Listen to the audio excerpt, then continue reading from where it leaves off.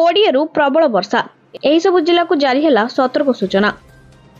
4 दिन आगरू आसला अधा रास्ता रु गायब। मालकानगिरी कोरापुट छाड़ी आग को बढ़ी पारुनी मौसुमी। एपटे गरम गुड़गुड़ी छटपट हेउछिन सारा राज्यर उपकूलवासी। 19 तारिख जाए उपकूल ओडिशा रे गरम हेबा संग को प्रचंड गुड़गुड़ी लागि रहिबो। एने येलो वार्निंग जारी करछि पाणीपाग विभाग।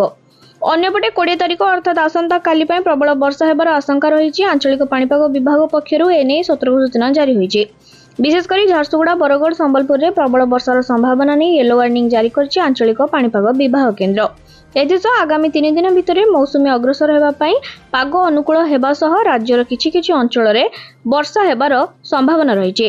तेबे वर्तमान राज्य रे जून 1 रु 17 जून मध्य रे 91.4 मिमी वर्षा रेकर्ड हेबा कथा, किंतु ए पर्यंत रेकर्ड होइछि 37.7 मिमी वर्षा, जहार स्वाभाविक वर्षार 42% नियंटिया वर्षा रही।